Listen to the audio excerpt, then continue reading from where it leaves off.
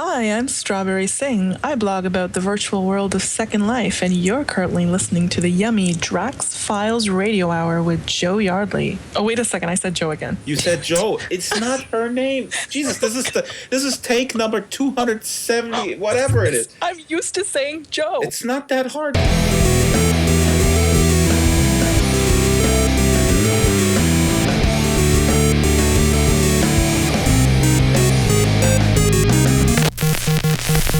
Hello and welcome to episode 2 of the Drax Files Radio Hour.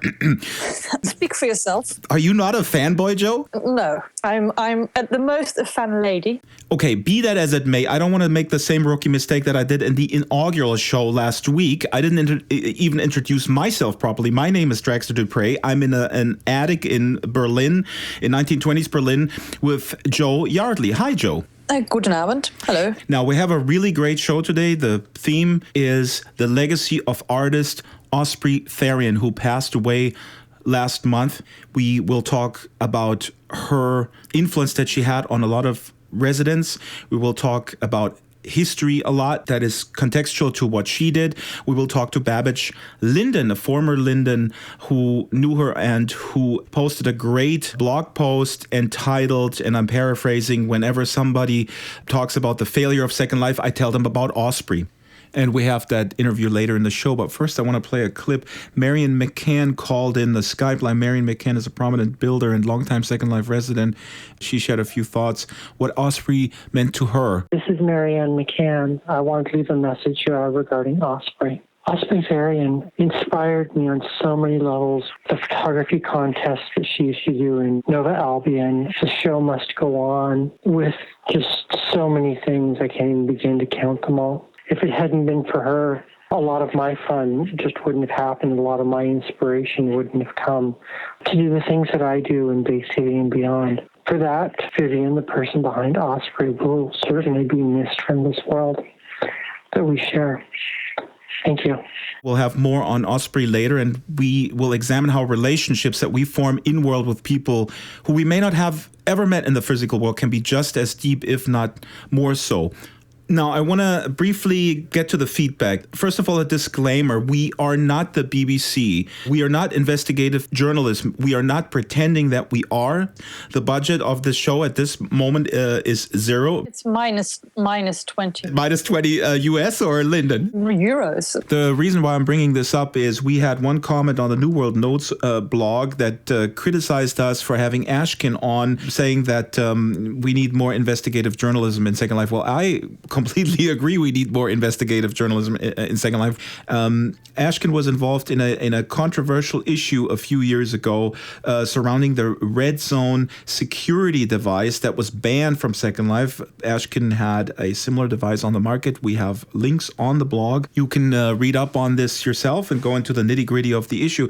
Basically, the commenter suggested that we are not doing our job by having Ashkin on because he was involved in the exploitation of a security issue inside Second Life. Well, I think that makes him have extra qualities to know what he's talking about. Yeah, but the criticism is that we're not doing our job as investigative journalists. So I want to just say we are not pretending that we are investigative journalists. We are commentators, okay? This is a very, very important distinction to be made. If people want to do that for us and help us and give us a bit of extra information before we make our next episode, that's of course always welcome. Absolutely. And let me put the call out to the commenter. Call us and let's have a discussion about the Red Zone issue. We're going to have Ashkin on to give us a little bit more his point of view of the issue, and maybe we can have both on and discuss it. That'd be awesome. Because I understand this thing is not over. I heard rumors about something new being there, but it's already got removed from Marketplace. Also on the subject of feedback of the last show, former Linden programmer Andrea, and I'm not going to mention her last name, posted an interesting story when Some Linolab engineers in 2011 asked the engineering staff to remove an off-the-record messaging feature in some third-party viewers. And she writes that engineers suspected that this was done at the request of a 3-letter agency. By the way, if you don't know what off-the-record messaging is, there's a link on our blog that explains it too. And in a heated exchange, Andrea writes that she called Rod Humble a fascist. So you got to read that whole thing. She writes that she was surprised that she was still employed after that. So, Joe, what do you think? NSA follow-up? To me, as far as I can see and what I've seen from the NSA and the information I've read, all we really know is that they did a brief investigation into Second Life and made a file about it, which is completely makes sense and logical. And to me, it doesn't seem like they've got a full team going online 24 hours a day, infiltrating places like 1920s Berlin and listening to our nonsense. I agree with you, but I think the larger picture is that we as a society might be slipping into a deep state of paranoia, which, benefits not only corrupt governments, but also multinational corporations. There's a fabulous book, if I may pitch that, The Shock Doctrine. Mm-hmm. Another article that we're going to link to is from the New York Times, that you can actually spy, and I wasn't aware of this, you can spy on people who are not even online through radio frequency, a little chip that's enclosed in a USB jack of a USB cable. All right, moving on to the top topics. Net neutrality is a big issue, at least here in the United States. The FCC open internet rules were struck down by a U.S. Court of Appeals in D.C. this past Tuesday. And what that means is that the court did not see the internet as a public utility. More information on our blog. Is this an issue in Europe? Are you following this issue? I'm not quite sure I understand. I'm paying 35 euros for quite speedy internet. In the US, it costs almost $80. This is an issue about the that the big telecoms can slow down certain content delivery. On purpose, right. If you watch a movie and they can slow that down, and then they may offer you at the same time, hey, do you want to have a good movie watching experience? You can buy our product and then it will be fine. The court does not think the internet should be available at the same speed and the same quality for everyone out there. Essentially, it's a privatization scheme. But I'm sure we'll get a lot of interesting comments from the libertarian crowd on the comment I just made, and please keep it coming. Now, the top topic that pertains directly to us is High Fidelity is open for alpha testing. We got that through Inara's blog. High Fidelity is Philip Rosedale's new venture, and I think some have said that this may be a Second Life 2.0, possibly. Let's listen to a little soundbite. This is an excerpt from Philip's keynote at the Augmented Reality World Expo, where he talks about the primary focus at High Fidelity right now to combat lag. What different types of delays due to different communication experiences. And this is a timeline, I just made this a couple days ago, 0 to 500 milliseconds. You may note in amusement that the cell phone, our current, frequently used tool for voice communication, is actually over on the horrific side of things now. That in San Francisco, at least, the AT&T cell phone networks offers us a stunning 450 milliseconds, almost a half a second between when you speak your voice and the other person on the other end hears it. Incredibly slow.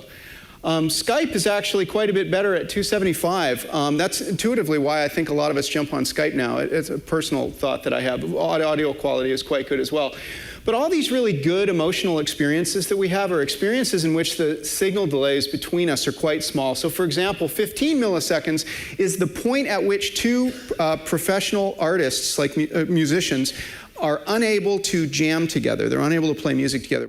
So the part of what's great about having a conversation when somebody's standing at a whiteboard talking to you is that they're like 10 milliseconds away from you. So there's not a lot of break in that synchronization, and you can feel that intimacy. It's a real experience. So that's Philip Rosedale. And another quick soundbite, he actually mentions Minecraft at the same keynote speech, which I find interesting. We have a Minecraft related show planned, tentatively entitled My Game is Better Than Yours. This idea of subdividing the world into little tiny squares. and about how the servers and the world itself could be subdivided into smaller and smaller pieces that could maybe have some laws of physics. Those little pieces could be tied to different server computers, and not just server computers in a server farm, but maybe even your phones when you're asleep at night. What if I could come up with a system that broke up a virtual world into small enough pieces so that you could use basically tens of millions of computers to simulate the virtual world. So that was Philip Rosedale with High Fidelity now. Have you signed up, Joe, for the alpha? Of course I have. I mean, I'm very curious and I want to give it a go. I want to see what it's like. The idea of using computers when they're not working to do something else is quite interesting. I am excited about the idea of there becoming a sequel, you know, a Second Life for Second Life, starting from scratch with everything we've learned, only if they are going to make it very, very easy for me to transport everything I've made and built here. Let's say that this is Second Life 2.0, and they would say, okay, now is the time where we offer you a package. You can move over to this lag-free, beautiful universe. Yeah. What would it take? Well, it has to be cheaper. And it really has to be quite easy to transport your Second Life to this high fidelity world. And I would add that the problem may be that not enough people in general are interested in avatar-based representation in a virtual world. I mean, that seems to be the problem, for example, for Cloud Party. Yeah. Moving on, though, to the next agenda item, Judy Tyrer, formerly of Linden Lab, also a senior engineer, has created a new MMO called Everjane. It's fully funded. It's playable already. Bo Hindman at Massively, he grabbed her for an interview, and we will grab her next. Here's a little excerpt from the Kickstarter campaign. Instead of kill or be killed, in Everjane, it's invite or be invited. Instead of destroying dragons, we use gossip to destroy our enemies. And while traditional MMOs have epic raids, we have extravagant balls. So that was Judy Tyrer of Everjane. Nobody gets killed in that game. I think that's pretty cool. You play dress up. I mean, that's kind of up your alley, Joe, I suppose. And you don't see it that often. There are so many other games, especially in the indie scene, where you don't have to kill anyone and you don't have to blow up stuff, but where you can be creative, where you can explore things. That is just what a lot of people like, but it doesn't mean that there aren't any other games. Are you saying then that this virtual world will not be very successful? Oh, no, contrary. I mean, there is clearly a market for it. There are people interested in it. It's not huge. I mean, how many people in the world are interested in that subject, besides people like me who are history addicts? But maybe that's the key. I mean, she focuses on a niche, yeah, and she gets that result. The funders are out there, and it might be a very successful niche product. And maybe Second Life has to sort of, or Linden Lab has to, and probably they already have, define Second Life as a niche and may be happy with it. I think Second Life at the moment is a niche product, but it has so much more potential. It could go, big. Everyone who understands it feels that it could be so much bigger, that it shouldn't be a niche product, even though at the moment it is. Top topics. You sent me a link. The Road to VR blog has a video of Ben Lang, who is an editor on the blog, and he demos the Creative Depth camera with the Oculus Rift. And on that demo, you see him put his own hands into a virtual world and build structures. He literally grabs a prim. So when I hold my hands up here, I can see my hand here, which is it's a very different experience than seeing an avatar hand like you might be used to with the Razer Hydra or another system. It's totally different. It's my hand. I see all my fingers. We can go over to this cube here and put the fingers together to grab a cube, and then we can move it around. It feels really natural. This is Ben Lang from the Road to VR blog. Audio is a little bit bad, straight from the Consumer Electronics Show video that they posted. You have to watch it. It is amazing. Yeah. And to me, it feels a bit like they've just stuck a Leap Motion thingy to an Oculus Rift. Of course, it's much more complicated than that. I'm not that technical. But I'm seeing all these developments everywhere that are very exciting. And you almost want to grab all those people and shut them in one room together and say, come on, make the one product that we're all waiting for, because Leap Motion is doing this Omni Disc where you can walk around. There's so many things happening at the same time.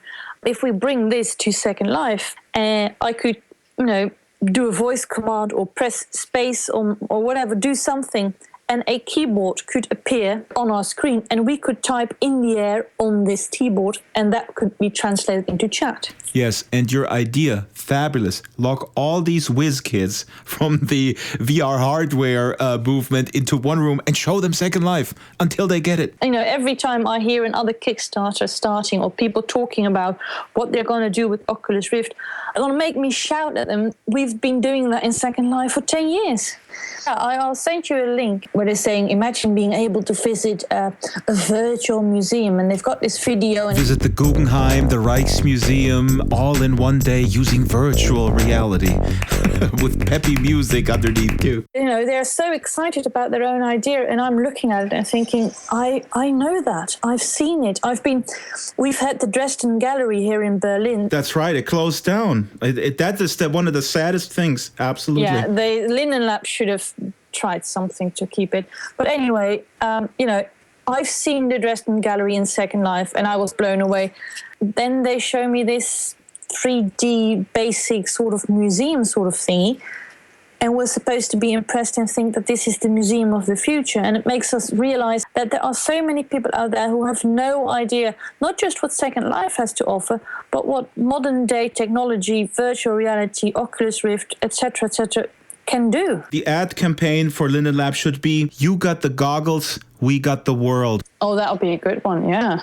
Now, let's move on to our main topic of this show, Osprey Therian, a.k.a. Vivian Candle. She died last month, December 9th, 2013. She was a well-known artist in real life in the Seattle, Washington area.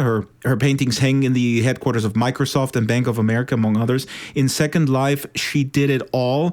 She did machinima, she did photography, she did live theater. She was heavily into role play from the very beginning. I conducted 2 interviews that I want to play. I think they exemplify the relationships that we build in the virtual world that are real, that are strong bonds. But before we do that, we need a little bit of background concerning the Magellan Linden mythology. Now, Osprey was very much into collaborative role play surrounding that whole mythology of Magellan Linden and also Salazar Jack. Now, if you have no idea what I'm talking about, you're probably a noob, and you're going to be benefiting a lot from Marion McCann's summary of that mythology. Magellan Linden is an explorer. He's responsible for discovering most of the land that makes up the mainland of Second Life. He discovered parts of other continents, detailed on his blog, which was on the Second Life website. All this was done circa 2004, 2005. He was seen rarely. I personally have only communicated with him once. He messaged me right away. He was actually on an adventure at that point. He told me he was searching for a place called Bevmo, he said, but I wasn't sure where that was. He disappeared in 2006. It's really unsure what happened. Nobody was hearing from him for some time or able to get any message to him. There were concerns that he had been lost forever. A number of us got together and created posters to put up that he was missing, had him put on milk cartons, the whole works. Salazar Jack and a number of others went on a search to try to find Magellan. He's been fairly elusive. He's mostly communicated through other messaging, from leaving clues here or there, kind of leading everyone on a bit of a hunt, which is what he does. I don't really think that the search for Magellan Linden may ever end. He still shows up now and then. So that was Marion McCann summarizing the Magellan Linden mythology, and Osprey Therian was on the search for Magellan, and her partner in that search, among other people, was Salazar Jack. And the person behind Salazar Jack and the creator of a whole entire relating mythology is Justin Esparza. And I spoke to Justin Esparza last week. A fascinating conversation. Lots of contextual links on our blog for you to explore this mythology. Here's Justin trying to, well, do justice to Osprey's body of work. There are so many aspects of what she did in Second Life I'm not even aware of, I'm sure. A month or two after I'd started in Second Life, so we're probably talking May or March of 2004, she had posted a photo in the Second Life forums of her in front of a cave that a friend of mine and I had built, and she was just waving at the camera and saying that, here I am at your cave, kind of a thing. That's when we first started getting to know each other, and my whole experience with her for quite a long time was completely within the context of her interacting with Salazar Jack and some of the other characters that I'd created as part of a narrative. So she was more or less role-playing with me for the most part. In carrying this narrative on for like 8 years, I sort of mirrored a lot of events that were in my own life, and I would tell them in a fictional way as part of the story just to kind of shake things up and keep things interesting. And it was just easier to do it that way. About a year ago, the ad agency I'd worked for about 17 years closed down, and it was a significant drop in income for me. I had to get rid of a lot of land in like 3 days. To explain that, I had him disappear into a portal, basically, and a lot of the land that was associated with the Forest of Caravel disappeared at the same time, and that was the way to explain it in-world. How did Osprey interact with Salazar Jack? What was her relationship with him? She was very much drawn to creating experiences that would be touchstones for the entire Second Life community. So this idea of a background mythology is very much something that I cultivated, and she cultivated it along with me, along with some of the other people who interacted with us. In incorporating Magellan Linden into it too, we were able to involve the Lindens, and just by chance, it seemed like we would put some little things out there into the ether, and whether or not the Lindens picked up on it and played off of it, I don't know, but it just felt like we were sort of riffing off each other for a while there too. People could say, oh, I thought I saw Magellan over here. And then it would draw people together and put them on a common mission. I want to ask you, have you ever met her in person? I have. You have? Oh, wow. Yeah, I have, in fact. And by in person, let's, in case somebody listens who thinks SL is all baloney, what we mean by that, we mean the physical world, physical meeting, shaking hands, giving a hug, all that sort of stuff in what some people call real life. I live about 2 hours away from her, and I only had known her in the online context, in the role play context.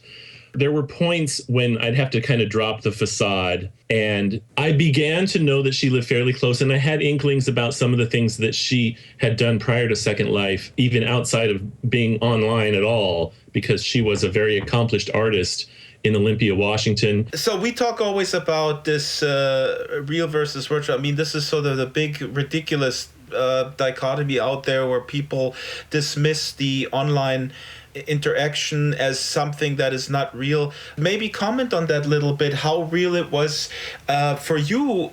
Well, one of the first things that comes to mind is that the reason that she got involved in online worlds was because she was starting to get sick. Probably the thing that influenced this the most was when she developed multiple sclerosis, and she's been very open about that in her blog. There is so much stuff in there, and she's such an interesting and dynamic person.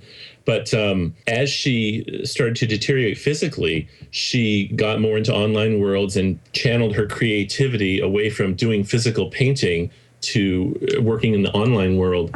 She learned enough programming that she was able to do what she wanted to do with her projects. One of the things that Marianne McCann touched on in her recording was the show must go on, and that's a whole other area that I was involved with her in.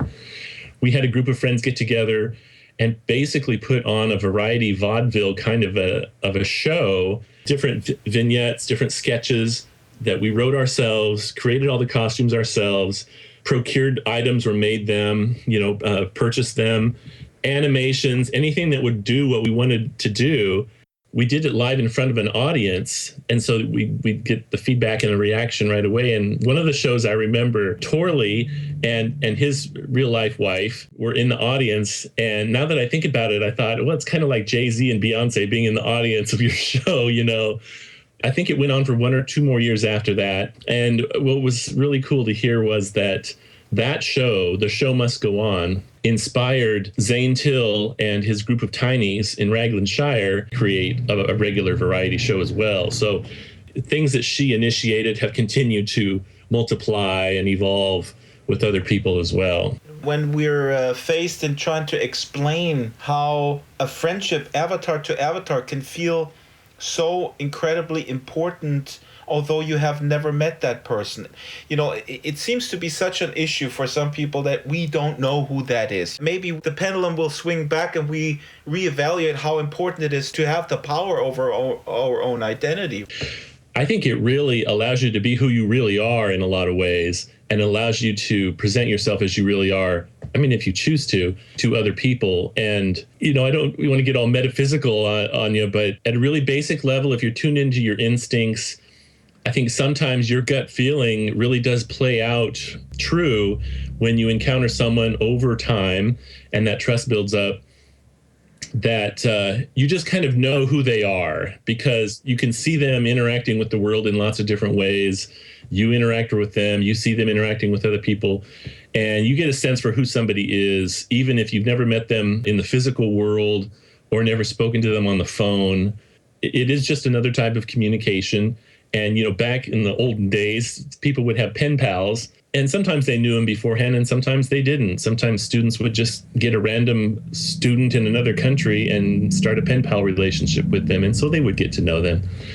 Let's bring this back to Osprey. Was that in line how you had experienced her in world then when you met her? She was exactly the same in person as she was in Second Life. I mean, her personality was 100% the same, even though physically you would assume that, you know, she stood on a mountain with a Vikings hat on her head and her hands on her hips and the thunder would go off behind her.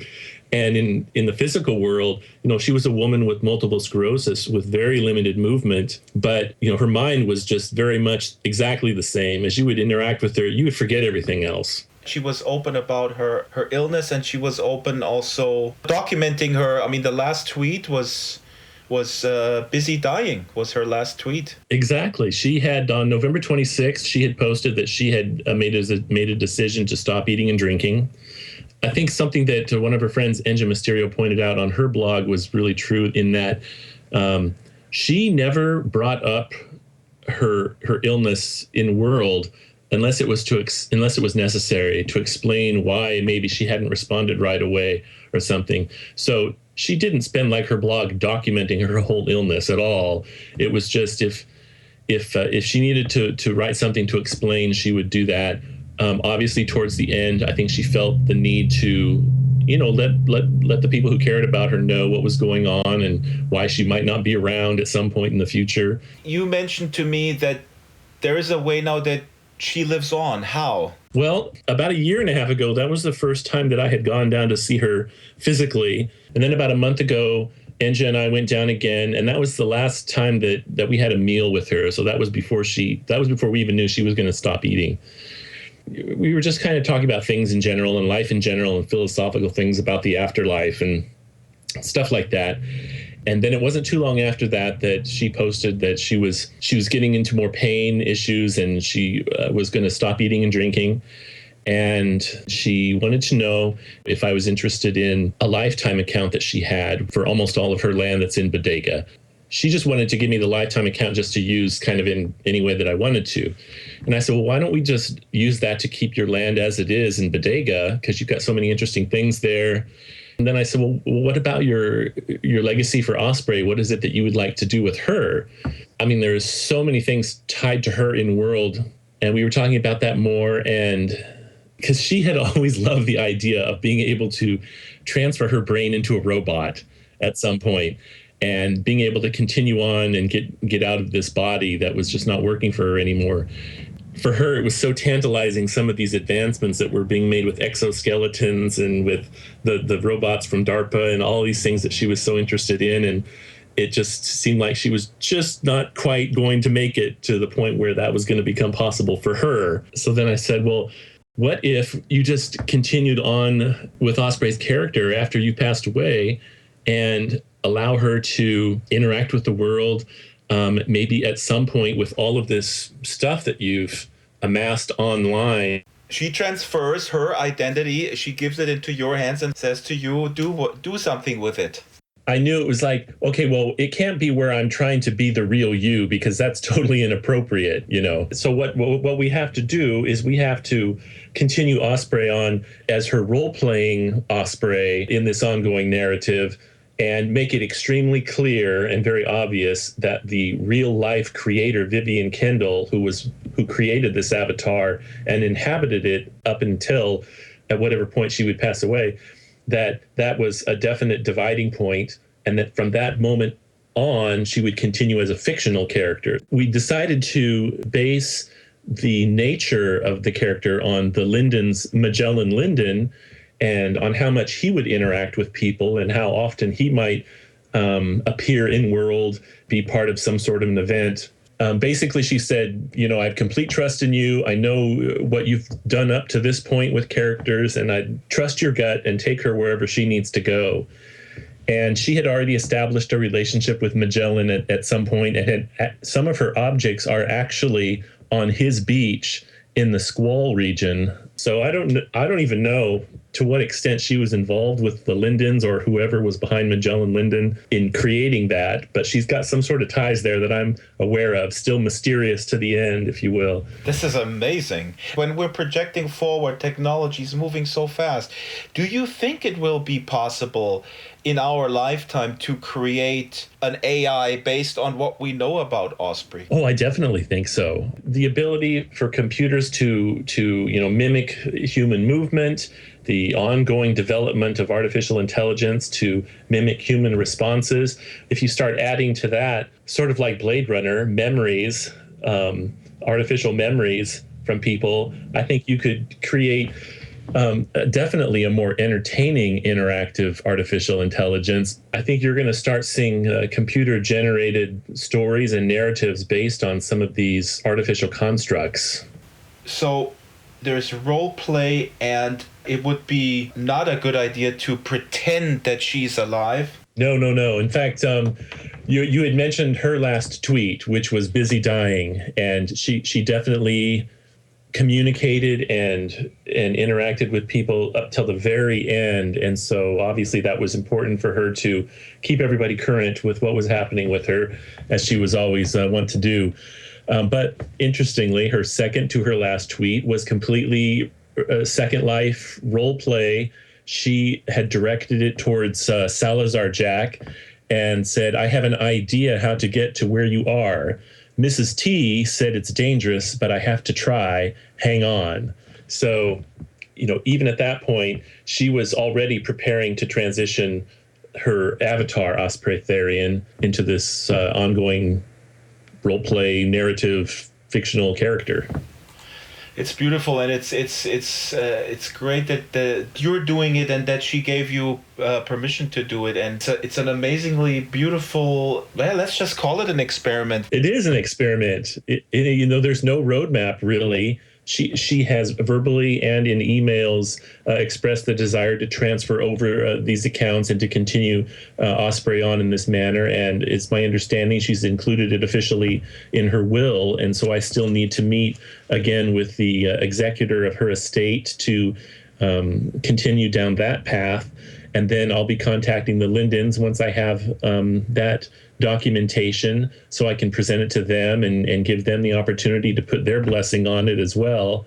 In the meantime, I've created a separate Twitter account for the fictional Osprey Therian character so that there's a definite division between Osprey, Vivian Kendall's real Twitter account that she used up until the point to where she died.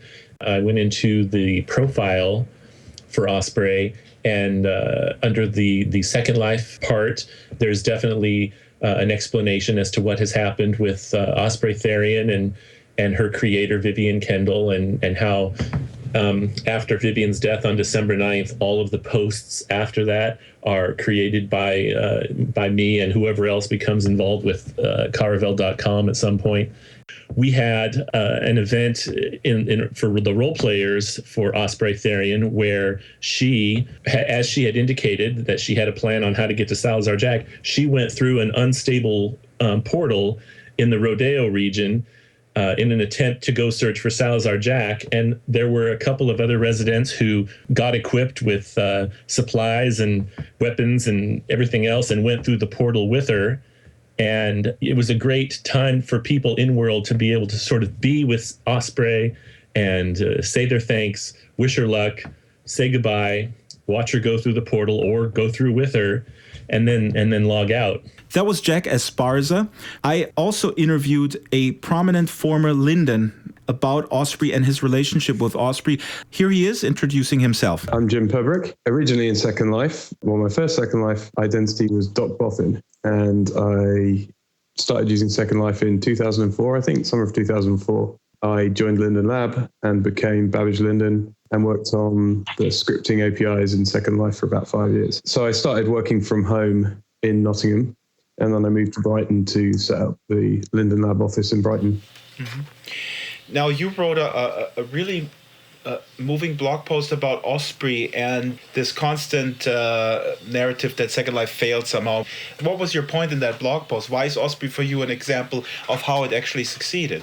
The blog post was really about Osprey, who I think is an amazing woman. And I mean, she was one of the first people I ever met in Second Life. I was playing around with the scripting agreement, a little turn-based sword fighting game, because there were lots of people who were building kind of sword fighting animations in Second Life, but it wasn't very satisfying to actually kind of use swords to have a battle. And one of the reasons for that was that the kind of latency in Second Life means that, you know, it's kind of very difficult to sort of swing a sword and have someone respond to it. So I built a little turn-based game that was supposed to kind of simulate sword fighting, and it just was based on a little dialogue. So you'd kind of equip this sword, and then you'd stand next to someone who had another sword, and then you choose some sword fighting moves from this dialogue, and then your two avatars would have a sword fight. But it was quite difficult to understand what was going on. You know, there were some rules in there for kind of like attacking and blocking different areas, and kind of different moves would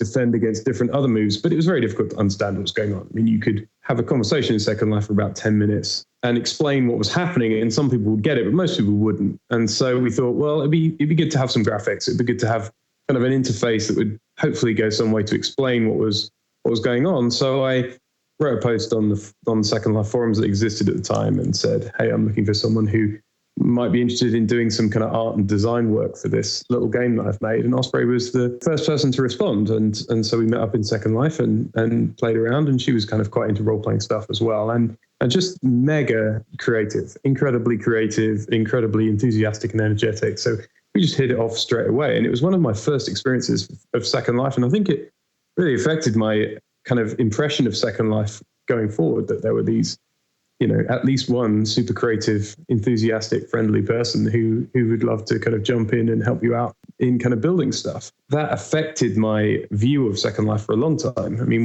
the thing I loved about Second Life was you'd go online and there'd be just hundreds of thousands of people making stuff. I mean, when I first started using Second Life in the UK, it was very quiet during the kind of UK daytime. So I remember I used to log into Second Life and look on the map for dots and just teleport to each of them and say hi to everyone in the UK who was online at the time. You'd meet people in sandboxes and you'd just kind of go, hey, what's happening? And they'd explain the thing that they were trying to make, and they'd show you some amazing stuff that they built that you never imagined would be possible in Second Life, and you'd kind of share tips and stuff. And in the early days, it was super creative. But Osprey really kind of embodied that. She influenced your view on Second Life. The view who is attracted to engage in Second Life, is it, at least at that time, the creative person that finds it and sticks? Yeah, I think so. Yeah, Osprey was an amazing part of that early experience, but also the thing that was amazing is the kind of the sort of energy and enthusiasm and determination that she had that meant that we kept on working on this for kind of years afterwards. You know, we made our little game and we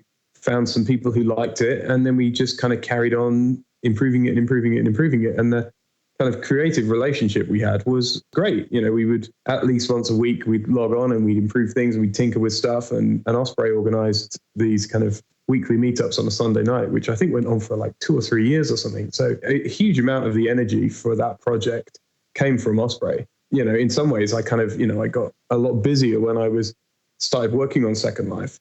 Her enthusiasm and determination that kind of kept the project going and kind of kept us improving it and making it, you know, really successful and kind of really, really innovative.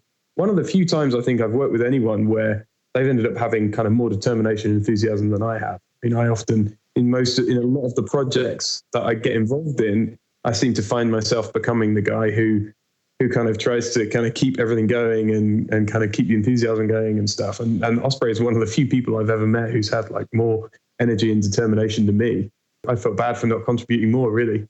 And what I really like is that you struck a chord with me also, because my theory really is that it just does not appeal to a certain type of person, and no matter how you market it, maybe it's not made for the casual consumer, and maybe it is the creative platform for the creative individual, for the micro entrepreneur. What you're describing Osprey, who she was, a person who, given a blank piece of paper and a bunch of crayons, was actually able to spend a lot of time with those crayons and that piece of paper. 5 out of 10, they don't know what to do with a blank piece of paper. Yeah, I mean, it takes a certain outlook to kind of end up with a piece of technology like Second Life where there isn't really anything given to you and for you to kind of see the opportunities there. But I also think that, it's kind of incredibly useful for someone like Osprey who was an incredibly creative person and who, was in a situation where she found it a lot more difficult to be creative in the real world and a lot more difficult to socialize in the real world. And then Second Life was here, and it was this space where she could both be creative and socialize and meet a whole bunch of other creative people. And so, it was kind of perfect for that. I think Second Life found its niche. In those early days, there was an incredible amount of kind of optimism and enthusiasm, which ended up turning into expectation because Second Life did grow. And, I think when you've built something and you get that kind of early success and that all the graphs are pointing upwards, it's difficult to know, okay, are we just incredibly rapidly finding our niche? Or is this a mainstream thing? After a few years of trying, lots of people realize that, okay, this probably is a niche thing. And, we at least for Second Life and maybe for virtual worlds full stop, we're not going to get absolutely everyone using these things because they are complicated. Benefits are very uneven. If you're someone like Osprey and you're creative and it's a really good way for you to meet people, then the benefits are huge. There was a huge amount of expectation and then a huge amount of disappointment when Second Life didn't turn out to be this thing that everyone needed. And I think that overshadows the successes that it did have, right? It means that people forget how incredibly life-changing it was for some people and how amazing it still is. And so if you were approaching it purely as a monetary thing, then, you probably didn't get the response you wanted. But there are plenty of people who didn't kind of necessarily invest money in Second Life, or, they invested time in Second Life and they got, what they got back was an amazing experience visiting an amazing place and seeing loads of, kind of amazing things. And if that's what you were after, then you were kind of completely satisfied by the whole thing. Osprey was... Second Life gave her the unique opportunity to engage with the world, to socialize, to express herself. I have had a good friend of mine saying something incredibly insulting. I'm sure she didn't mean it that way. I showed her a Second Life piece and she said, yeah, I understand, but I live in Munich and Munich has great museums and I have great friends, so I don't need it. So I hear that a lot. I hear this framed also in terms of, I understand that somebody in a wheelchair needs it and somebody who lives in Iowa. But I live in a major metropolitan area. I read books, I have a family, and I have museums, so I don't need it. I mean, is it that virtual world's really just a place for lonely people to be alone with others? I don't think so. I mean, a lot of the kind of innovation and creativity that happened in Second Life meant that lots and lots of the use cases of kind of virtual worlds were explored incredibly rapidly. Some of those experiments worked out, some of them didn't. I mean, some of them, the ones that were relying completely on numbers and footfall, when you were using Second Life for advertising, then people should have maybe done some experiments, but, investing at the level they did was probably unwise given the number of people who were actually using it at the time. But, there were still people who were experimenting with, people were building simulators for kind of evacuating oil rigs and stuff like that. And for those people, Second Life was incredibly economical and, incredibly useful, right? Where it was creative and where even the business users were. But I think one of the problems with it is that it's difficult to just kind of dip into, right? In a big metropolitan city, you can go to a museum and you can walk through the door and you can see some art that might challenge you, but you don't have to do anything special. Whereas there's kind of still a barrier to entry with something like Second Life, where you have to download some software and you have to figure out how you navigate a 3D environment where a very small field of view and the interface is pretty complicated, and you have to invest effort before you get anything back at all. If you make it over that hump, then there's loads of great stuff to explore in Second Life, and there kind of always has been, but you still have to make considerable more investment to kind of actually get to the point where you can get the benefits from it. So I think there's a barrier, but even if you're living in a huge city, there's still kind of amazing stuff. There are, people who have built entire environments with kind of watercolor textures that are kind of amazing. Could easily be displayed in a museum, except they can't be displayed in a museum because it would require a museum the size of kind of a village. So there are things that Second Life can do that you can't see even if you're in a metropolis. But I'm super hopeful. I mean, Second Life proved that you can have a 3D world built by the people that use it, which is a huge thing. This is a deep philosophical discussion. We don't have time for that. And we went so far away from Osprey. But this is going to be a great show because we have Justin, what's his name? Esparza, and he has permission from Osprey to continue her legacy, if you will. She gave him permission to use her account. Yeah, that part of things is super interesting as well. I think I saw the creative side of Osprey, which was great, but I think there was a whole other side of her use of Second Life, which was heavily into the roleplay side of things, which I think is really interesting as well. And I got to know a lot of her friends in Second Life as well, and kind of saw glimpses of that stuff.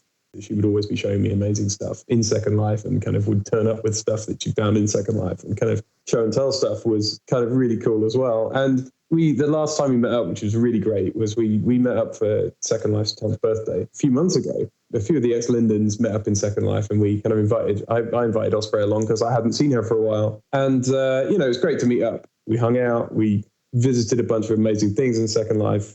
Osprey pulled out a bunch of amazing avatars, and kind of we played around, and she made her feet big. And, there was just that amazing kind of playful, creative, kind of fun thing that kind of we'd had for years, and kind of felt kind of perfect, really.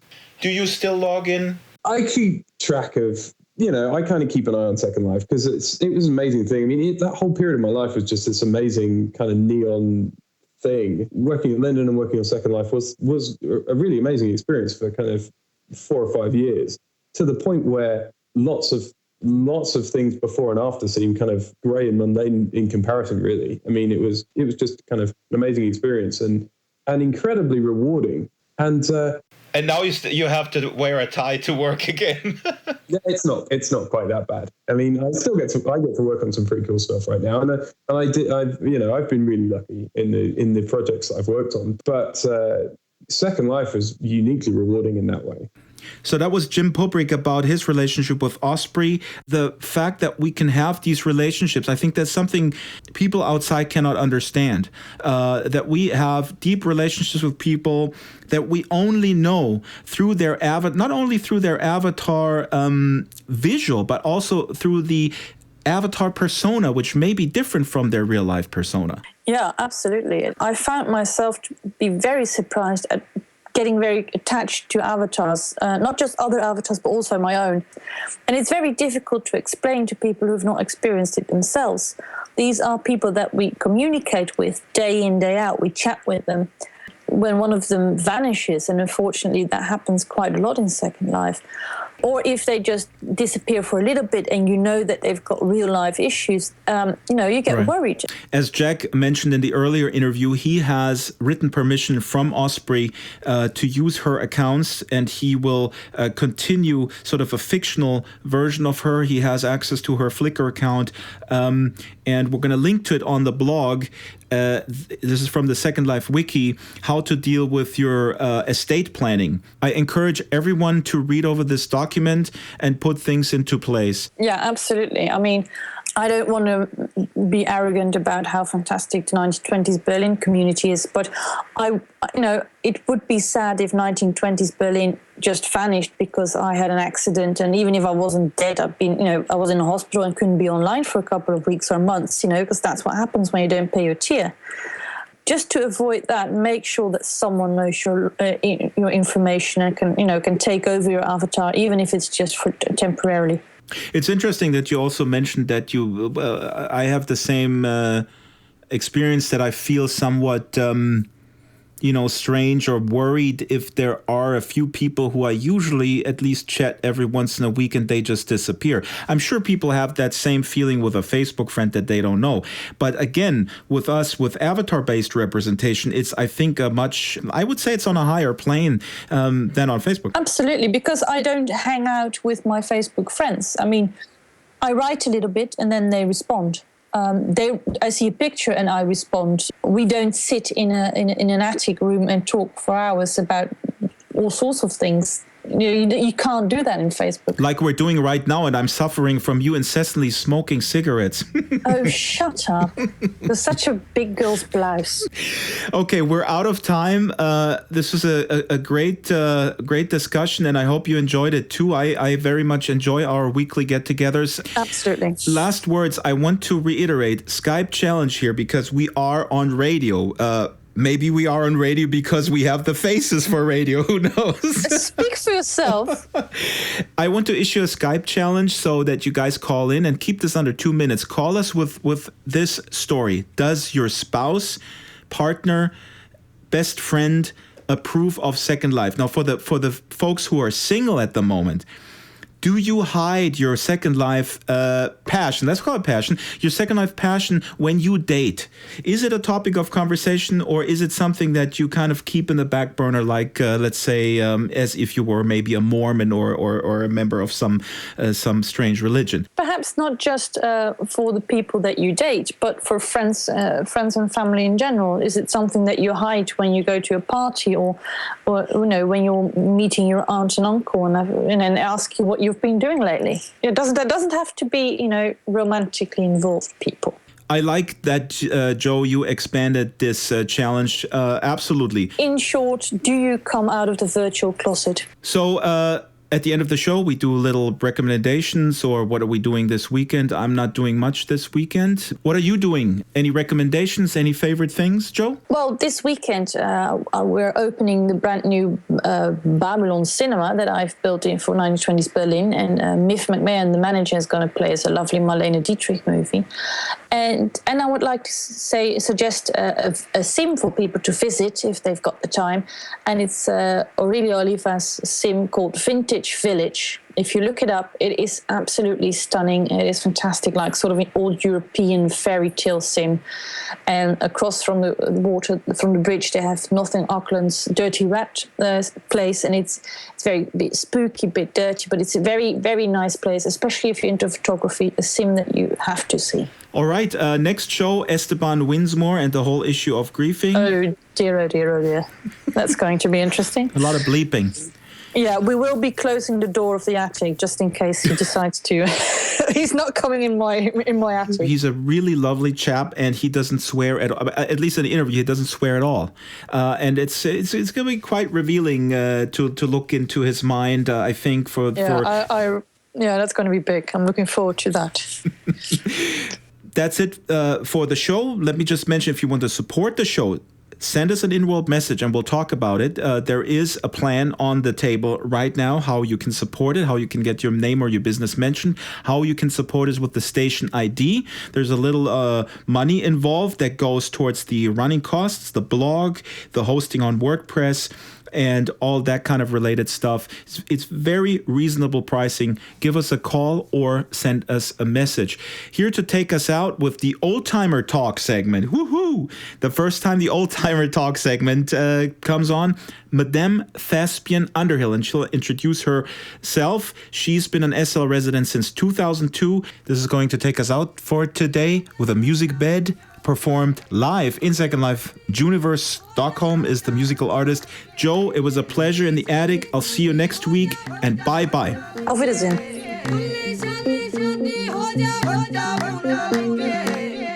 My name is Madam Thespian Underhill. I've been around since December 2002. I've been in the virtual 3D community even longer than that, since the mid-90s, when it was really, really cutting edge. I jumped from Active Worlds. We had to write our own code. There was no modeling program. So I saw Second Life advertised in Time Magazine. They did just a little teeny tiny article in Time Magazine about this new, virtual interface. And I was like, what's new about virtual interfaces? I've been doing them for a long time. And I went in, and as primitive as the world would seem now to us, I said, wow, these guys are way ahead of the game.